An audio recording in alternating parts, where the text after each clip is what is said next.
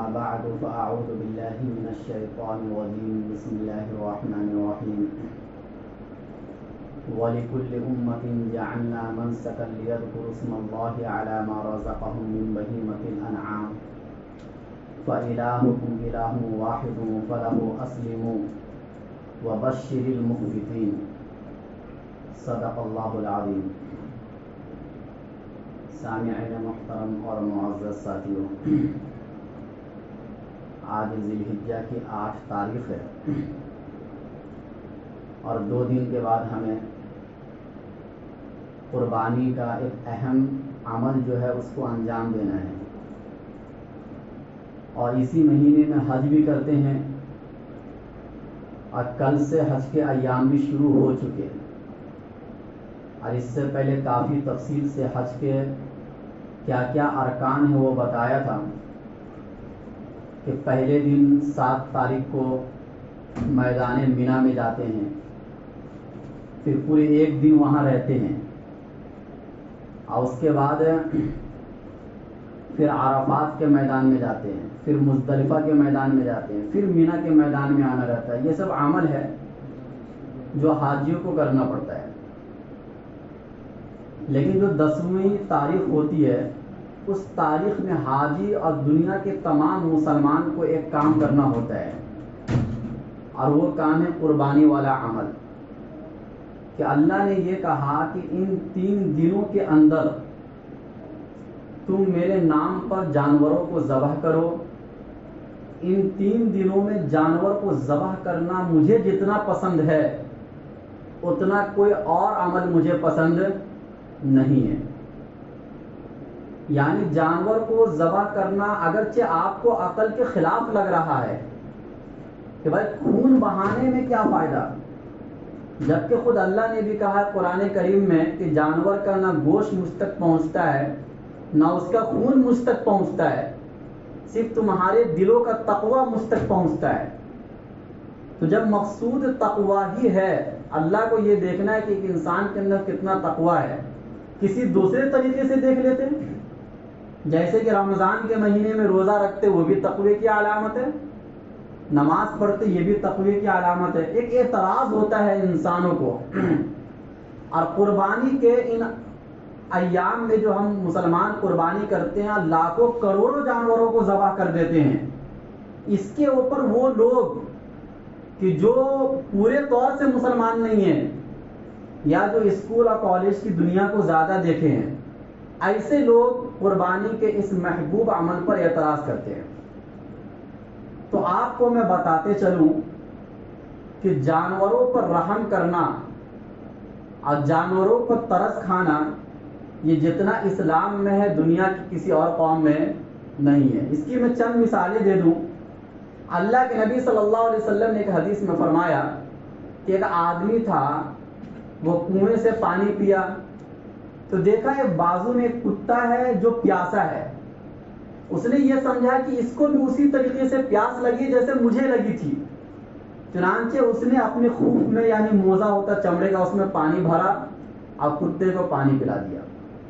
اللہ تعالیٰ نے اس کے تمام گناہوں کو صرف اس عمل کی بنیاد پر معاف کر دیا۔ صحابہ نے تعجب سے پوچھا رسول اللہ صلی اللہ علیہ وسلم سے کہ اللہ کے رسول کیا ان جانوروں میں بھی ہمارے لیے ثواب ہے، یعنی ان کے ساتھ ہم اچھا سلوک کریں گے تو ہمیں ثواب ملے گا؟ اللہ کے نبی نے فرمایا فی کل کبد رطبۃ اجر، کہ ہر وہ جاندار چیز جس میں جان ہے اس کے ساتھ اگر اچھا برتاؤ کرو گے تو تمہیں 1 نیکی ملے گی، چاہے کوئی بھی جانور ہو۔ ایک حدیث میں آتا ہے کہ ایک عورت تھی جو بلی کو پکڑ کر اپنے گھر میں رکھ لی اور پریشان کر رہی تھی، تو اس نے اس کو قید کر دیا بلی کو، وہ چھوڑی بھی نہیں بلی کو کہ تاکہ وہ باہر جا کر کچھ کھا لے، اسی حالت میں بلی مر گئی۔ اللہ کے نبی نے کہا کہ اس بلی کے مر جانے کی وجہ سے یہ عورت کہاں جائے گی؟ جہنم میں جائے گی۔ ایک جانور پر ایک ظلم کی بنیاد پر اللہ اس کو کہاں بھیج رہے ہیں؟ جہنم میں۔ ایک صحابی تھے، ایک پرندہ تھا، اس کے 2 بچے تھے، ایک بچے کو وہ اٹھا کر لے کر آ گئے صحابی، تو اس بچے کی جو ماں تھی وہ اس صحابی کے ارد گرد گھومنے لگی، تو اللہ کے نبی نے کہا بھائی اس کے بچے کو کون اٹھا کر لے کر آیا ہے؟ وہ صحابی نے کہا کہ مجھے بہت اچھا لگا اس کا بچہ، اس لیے میں اٹھا کر لے کر آ گیا۔ اللہ کے نبی صلی اللہ علیہ وسلم نے فرمایا کہ بچے کو اس کے ماں سے کبھی بھی جدا نہ کرو۔ دیکھو کیسا ترس ہے۔ اسی طریقے سے ایک باغ میں اللہ کے نبی صلی اللہ علیہ وسلم داخل ہوئے تو ایک اونٹ کو دیکھے وہ رو رہا ہے۔ اللہ کے نبی صلی اللہ علیہ وسلم ان کے سر پر ہاتھ پھیرے تو وہ اونٹ چپ ہو گیا اور کہا اس کا مالک کون ہے؟ ایک صحابی آئے، کہا کہ یہ اونٹ مجھ سے شکایت کر رہا ہے کہ تم اس کو صحیح سے کھانا نہیں کھلاتے ہو۔ اب پھر آگے اللہ کے نبی نے کہا کیا تم ڈرتے نہیں ہو ان بے زبان جانوروں کے سلسلے میں اللہ سے؟ لہذا ان کا خیال رکھو۔ ایک حدیث میں فرمایا کہ اگر انہیں بھوک لگی ہے تو اس حالت میں اس پر سوار بھی نہیں ہو سکتے ہو۔ یعنی ایسی سینکڑوں حدیثیں ہیں، کتنی مثالیں دوں جن سے یہ پتہ چلتا ہے کہ اللہ کے نبی صلی اللہ علیہ وسلم جانوروں کے حقوق بتلائے ہیں اور بہت حد تک جانوروں کے ساتھ رحم اور شفقت کا اور حسن سلوک کرنے کا حکم اللہ کے نبی نے دیا ہے۔ رہا مسئلہ یہ کہ ان قربانیوں کے دنوں میں ہم جانوروں کو ذبح کیوں کرتے ہیں، اس پر پہلا اعتراض یہ ہوتا ہے کہ اتنے جانوروں کو آپ ذبح کر دیتے ہو، اس سے کہیں زیادہ بہتر ہوتا کہ آپ غریبوں کو پیسہ دے دیتے تاکہ غریبوں کا نفع ہو جاتا، بھلا ہو جاتا۔ اس کا جواب یہ ہے کہ ہم قربانی پورے سال نہیں کرتے ہیں، صرف کتنے دن کرتے ہیں؟ 3 دن۔ اگر ان 3 دن کے علاوہ کوئی قربانی کرے گا اس کو قربانی نہیں کہا جائے گا۔ جیسے حج صرف ان 5 دنوں میں کرتے ہیں، اس کے علاوہ اگر کوئی میدان عرفات میں جائے گا اس کا حج مانا جائے گا؟ نہیں مانا جائے گا۔ اور غریبوں کا خیال اسلام میں پورے سال ہے۔ زکوٰۃ کا حکم، صدقات کا حکم، خیرات کا حکم، قرآن کی آیتوں میں جتنی جگہ نماز کا حکم ہے اتنی جگہ غریبوں کے خیال کرنے کا حکم ہے۔ جگہ جگہ پر ہر صفحے پر آپ کو ملے گا کہ ایمان والے وہ ہیں جو خرچ کرتے ہیں، تقوی والے وہ ہیں جو خرچ کرتے ہیں، اصل ایمان والے تو وہ ہیں جو زکوٰۃ دیتے ہیں۔ تو زکوٰۃ، خیرات اور صدقات کا حکم اور اس کے علاوہ کسی غریب کے خیال کرنے کا حکم اسلام میں ان قربانی کے عمل سے زیادہ تاکید آئی ہے۔ لہذا اور جہنم میں جانے والے وہ لوگ بھی ہوں گے۔ سورہ مدثر میں اللہ نے فرمایا جو غریبوں کو کھانا نہیں کھلاتے ہیں۔ تو پتہ یہ چلا کہ اسلام آپ سے زیادہ غریبوں کا خیال کرتا ہے۔ لہذا یہ ٹاپک چھوڑ دو کہ غریبوں کا اگر پیسہ دے دیتے تو یہ زیادہ بہتر ہوتا۔ آپ سے زیادہ اسلام سمجھ رہا ہے اور دیتا ہے۔ مسلمان جتنا غریبوں کا خیال کرتا ہے دنیا کی کوئی قوم غریبوں کو اتنا خیال نہیں کرتی۔ آپ لاک ڈاؤن میں دیکھ لیے ہوں گے۔ اور اسی طریقے سے یہ اعتراض زیادہ تر وہ لوگ کرتے ہیں جو خود غریبوں کا خیال نہیں کرتے ہیں۔ عام طور سے ان کو خود یہ نہیں پتا ہوتا ہے کہ محلے میں، معاشرے میں غریب کتنے ہیں، اور زکوٰۃ اور خیرات نام کی تو کوئی چیز ان کی زندگی میں ہوتی نہیں ہے۔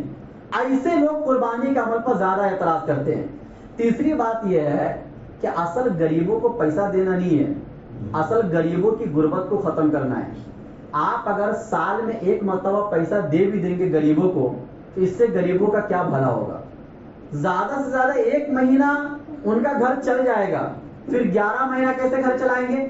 تو اصل چیز غریبوں کو پیسہ دینا نہیں، اصل چیز غریبوں کو ایسا کام دے دو جس سے وہ پورا 12 مہینہ کام کر کے اپنی روزی روٹی کما سکے۔ اسلام ایسا معاشرہ دیتا ہے۔ اسلام پیسہ دینا تو کہتا ہی ہے کہ زکوٰۃ دو، خیرات دو، صدقات دو، اور یہ بھی اسلام کہتا ہے کہ غریبوں کو پیسہ دینے سے زیادہ بہتر غریبوں کو کوئی کام دو تاکہ وہ اپنی غربت کو ختم کر سکے۔ پیسہ دینے سے غربت ختم نہیں ہوگی، کام دینے سے، نوکری دینے سے ان کی غربت ختم ہوتی ہے۔ اور قربانی کے ان 3 دنوں کے اندر آپ اگر غور کریں گے تو بہت سے ایسے لوگوں کی روزی اس سے متعلق ہے۔ چنانچہ چمڑے کے جتنے کام ہوتے ہیں، چمڑے کا جوتا تو ہر آدمی پہنتا ہے نا، جو اعتراض کرتا ہے وہ بھی پہنتا ہے۔ اور صرف جوتا ہی نہیں بنتا، بہت سی چیزیں چمڑے کی بنتی ہے، مہنگی چیزیں بنتی ہے۔ وہ تمام لوگوں کا روزگار ان قربانی کے عمل سے متعلق ہے۔ اسلام روزگار دے رہا ہے۔ اسی طریقے سے جانوروں کو جو لوگ بیچتے ہیں ان کی روزی روٹی ان 3 دنوں میں بہت اچھی خاصی ہو جاتی ہے. اسی طریقے سے پھر بہت سے ایسے لوگ بھی ہوں گے جو لے کر آنے جانے کا کام کریں گے. غریب مزدور لوگ جو لے کے آنے جانے کا یا گوشت کاٹنے کا کام کریں گے.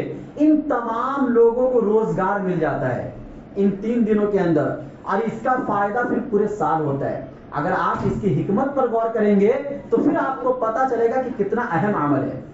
دوسرا اعتراض, لہذا یہ والا اعتراض کہ پیسہ غریبوں کو دے دو یہ زیادہ بہتر ہے, یہ اعتراض ختم ہو گیا کہ بھائی آپ سے زیادہ غریبوں کو پیسہ ہم دیتے ہیں, اور اسلام اس سے منع تھوڑی نہ کر رہا ہے کہ آپ غریبوں کو مت دو. ان 3 دنوں کے اندر غریبوں کو بھی دو, لیکن جانوروں کو ذبح کرنا اس کو ختم نہیں کیا جا سکتا ہے, یہ ہوگا. نمبر 2, دوسرا اعتراض یہ ہوتا ہے کہ جانور کو ذبح کرنا یہ جانور کی نسل کشی ہے, ان کے نسل کو ختم کر دینا ہے. اس کا جواب یہ ہے کہ آپ دنیا میں سروے کر لو, جس جانور کو ہم ذبح کرتے ہیں سب سے زیادہ دنیا میں وہی جانور پایا جاتا ہے. چنانچہ مکہ اور مدینہ کے اندر, مکہ کے اندر مینا کے میدان میں 3 دنوں کے اندر لاکھوں جانور ذبح ہوتے ہیں. 10 لاکھ 20 لاکھ تو حاجی ہوتے ہیں, اس سال 10 لاکھ ہے, ورنہ ابھی اور جیسے لاک ڈاؤن یہ سب کی وجہ سے, ورنہ 30 لاکھ 35 لاکھ حاجی ہو جاتے ہیں. 30-35 لاکھ اگر جانور ہی صرف ذبح کریں گے تو 35 لاکھ جانور تو ایسے ہی ہو گئے. اور اس کے علاوہ دم وغیرہ واجب ہوتے رہتا ہے کسی چیز کے چھوٹنے پر, وہ الگ ہے. اور پھر خود مکہ کے رہنے والے لوگ اپنا جو ذبح کریں گے جن پر قربانی واجب ہے وہ الگ ہے. ایسے دیکھ لو گے تو ایک دن میں صرف مینا کے میدان میں 50 سے 60 لاکھ جانور 3 دنوں میں ذبح ہوتے ہیں. اس کے باوجود بھی مکہ کے اندر بکروں کی کمی نہیں ہے, اونٹوں کی کمی نہیں ہے, یا کسی بھی چیز کی کوئی کمی نہیں ہے. وہ سارے جانور بہت آسانی سے مل جاتے وہاں, اور سستے داموں میں ملتے وہاں کے اعتبار سے. یہاں تو مہنگے بھی آپ کو مل جائیں گے. اور اللہ نے قرآن میں ایک اصول بیان کیا, وَمَا أَنفَقْتُم مِّن شَيْءٍ فَهُوَ يُخْلِفُهُ, کہ جو چیز تم خرچ کرو گے اللہ اس کا بدل پیدا کر دے گے. آپ دیکھ لو پانی سب سے زیادہ استعمال ہوتا ہے, کوئی یہ سوچ کر پانی پینا چھوڑ دے کہ بھائی اگر زیادہ پانی پئیں گے یا زیادہ یوز کریں گے تو پانی ختم ہو جائے گا, تو اس کو بے وقوف کہیں گے کہ نہیں کہیں گے؟ بھائی پانی پیدا کرنے والی ذات اللہ کی ہے. اللہ کہتے ہیں پیاس لگے تو پیو, لہذا یہ مت سوچو کہ کہیں پانی ختم نہ ہو جائے, یہ اللہ تعالیٰ کے ذمے ہے. آپ کھانا کھانا چھوڑ رہے ہیں یہ سوچ کر کہ بھائی ابھی زیادہ کھا لیں گے پیٹ بھر کے کھائیں گے تو کیا معلوم آگے ملے گا کہ نہیں ملے گا. تو یہ ٹاپک آپ کا نہیں ہے, یہ اللہ تعالیٰ کا ہے.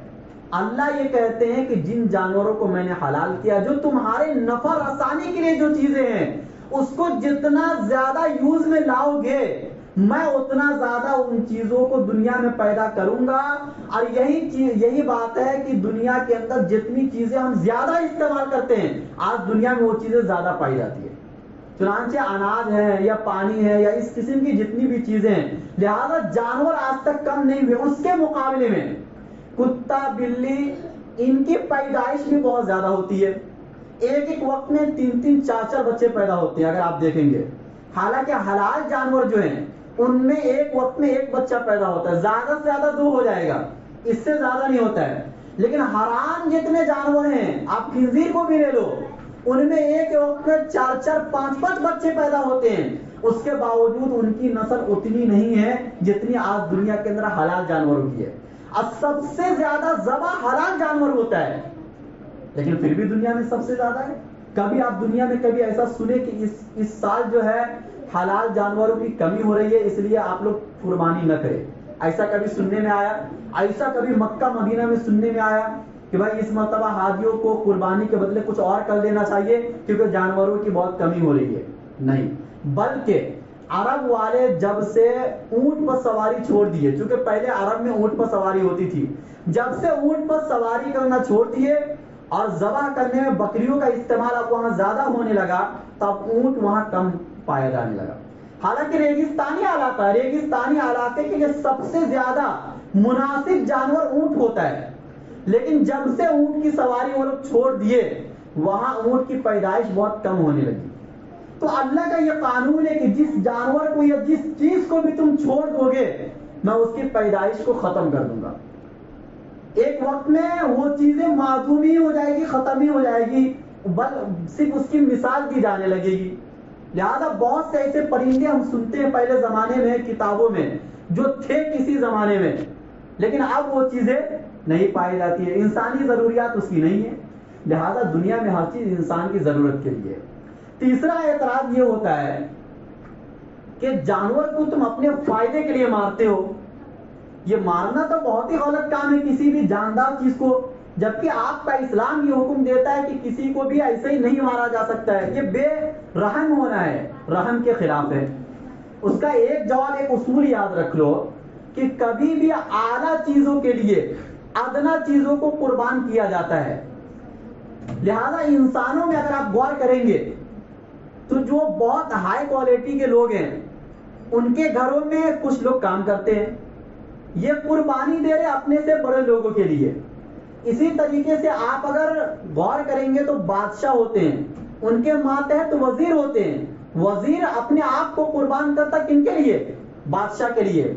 اور اچھے دنوں میں بھی، تہوار کے دنوں میں بھی جو گٹر صاف کرنے والے لوگ ہیں وہ ان دنوں میں بھی گٹر صاف کرتے ہیں، کیوں؟ اچھے لوگوں کے لیے وہ قربان ہوتے ہیں۔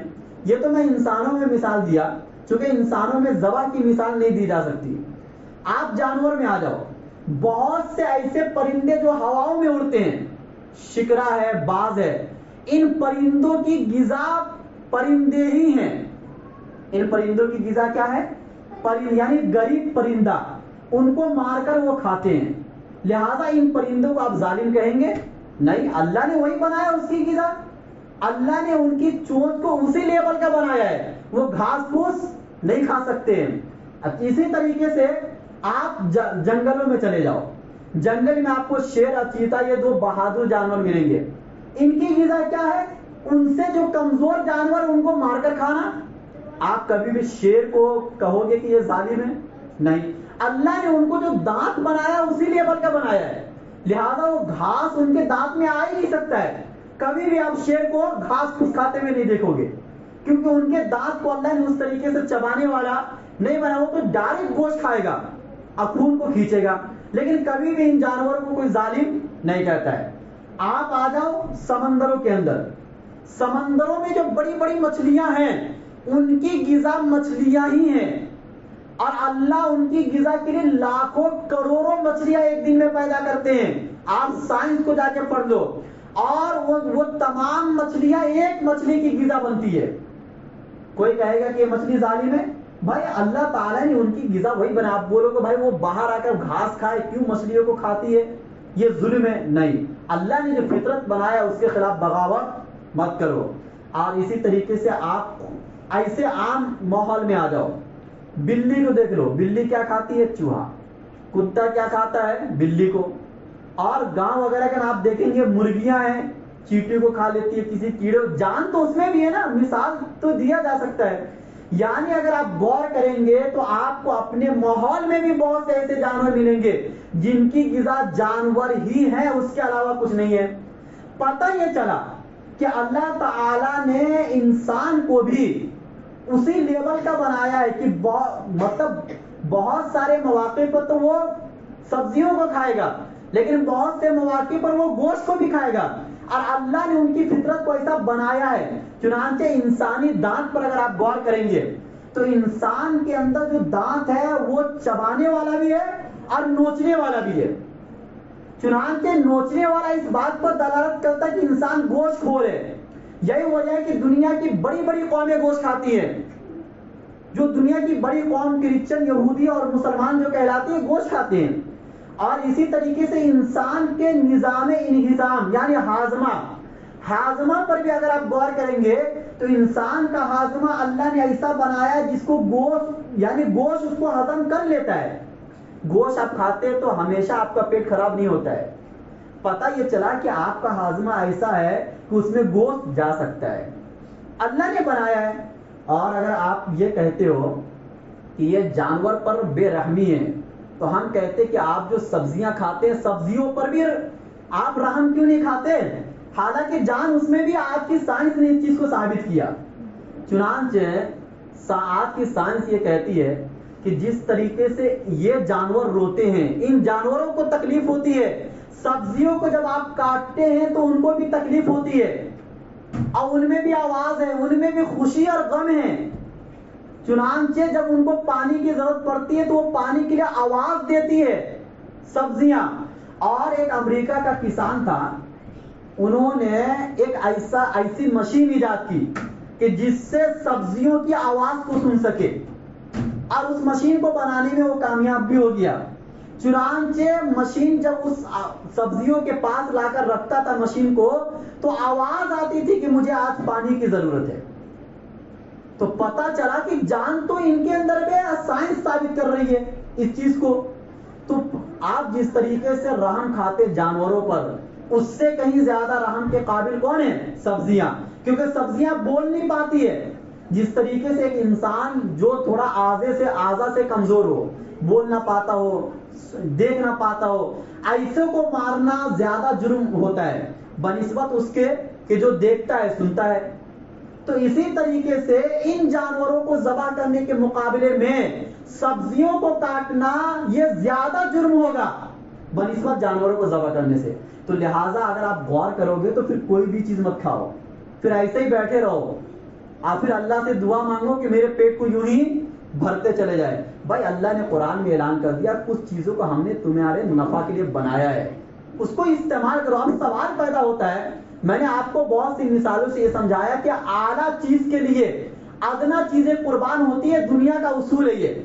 اور اسی اصول پر پوری دنیا چل رہی ہے، صرف انسان نہیں، پوری دنیا، پوری کائنات اسی اصول پر چل رہی ہے کہ جو اعلیٰ چیز ہوگی اس کے لیے ادنا کو قربان کیا جائے گا.